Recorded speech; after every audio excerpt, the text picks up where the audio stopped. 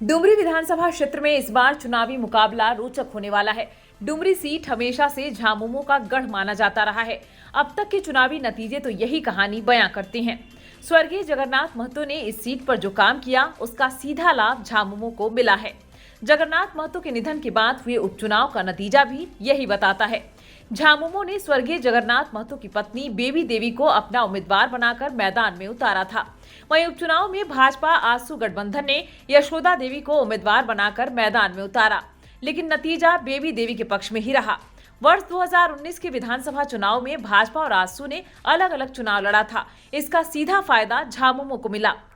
हालांकि इस बार समीकरण पूरी तरह से बदले हुए हैं। इस बार आसू एनडीए में है, जिसमें पड़ोसी राज्य बिहार के सीएम नीतीश कुमार, जीतन राम मांझी, चिराग पासवान जैसे नेताओं की पार्टी है। इस बार के विधानसभा चुनाव में एनडीए गठबंधन के तहत ये सीट आसू के खाते में जाती दिख रही है। हालांकि अभी सीटों को लेकर एनडीए में कोई चर्चा नहीं है और न ही बंटवारा हुआ है। वहीं जेमे भी इंडिया गठबंधन का हिस्सा है। डुमरी विधानसभा क्षेत्र बोकारो के चंद्रपुरा, नावाडीह और गिरिडीह के डुमरी प्रखंड को मिलाकर बनाई गई है। इस सीट के लिए इस बार आसू योग्य उम्मीदवार की तलाश में जुटी हुई है। आसू पार्टी ने पिछले दोनों चुनावों में महिला प्रत्याशी यशोदा देवी को आजमाया, लेकिन दोनों चुनाव में उसे सफलता हाथ नहीं लगी। यहाँ जगन्नाथ महतो फैक्टर का ही असर देखने को मिला। आगामी चुनाव को ध्यान में रखते हुए आसू ने इस सीट पर जीतने वाले प्रत्याशी को लेकर मंथन शुरू कर दिया है।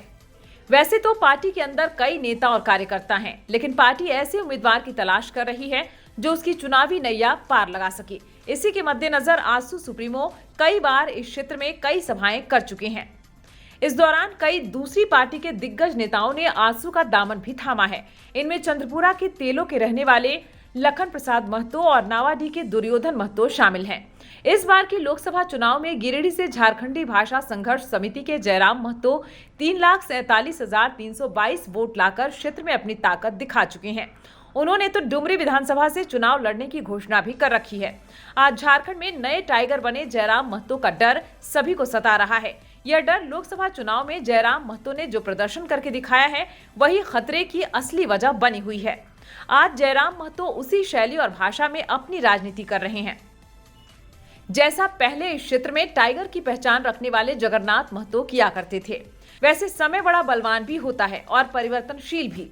चुनावी बिगुल बजते ही उम्मीदवारों के नाम सामने आने के बाद ही पता चल जाएगा कि इस बार डुमरी विधानसभा क्षेत्र के चुनावी रण क्षेत्र में किसका पलड़ा भारी रहेगा।